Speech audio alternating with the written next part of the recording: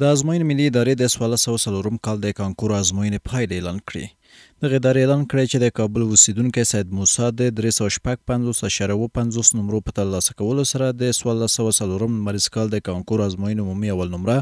او د کابل پوهنتون طب پوهنځي ته بریالی شوی دی. دغه راز د کابل ولایت اوسیدونکی محمد نظر د 355 نمرو په ترلاسه کولو سره دویم، د کابل ولایت بل اوسیدونکی حمزه د 353 نمرو په ترلاسه کولو سره دریم،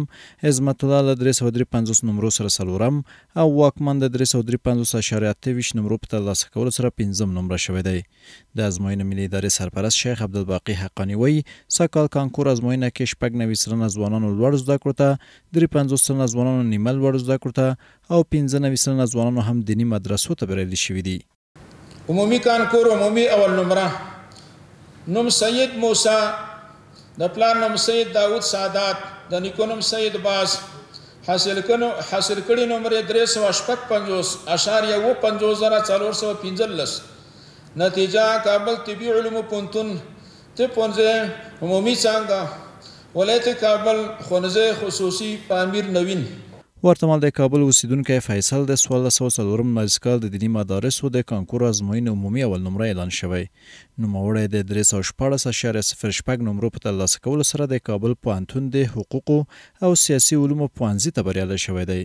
دیني مدارسو ازموینې اول نمره نوم فیصل، د پلار نوم کلام الدین، د نیکه نوم غوث الدین، حاصل کړي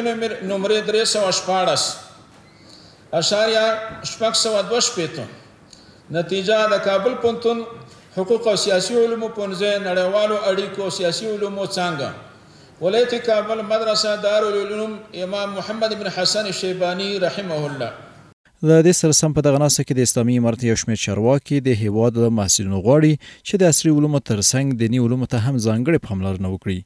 دوی زیاتوي چې افغاني ټولنه دیني او عصري علومو ته اړتیا لري. به خاطر رشد و پرورش استعدادهاست تا اینکه استعدادهای نهفته معلوم شود، تا اونها را پرورش داده شود با مقاماتی که لازم است، عالی است، به اونجاها از اینا کار گرفته شود.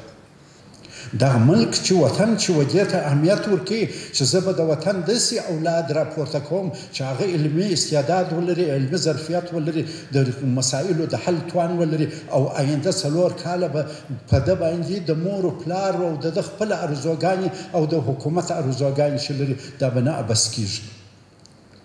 د ازموینې د ملي ادارې د معلوماتو له مخې د تیر کال په پرتله سږکال د کانکور د بریالیو زده کوونکو شمېر زیات و چې په ټولیز ډول 50,181 تنو لوړ زده کړو ته او 40,908 تنو نیمه لوړ زده کړو ته بریالي شوي دي.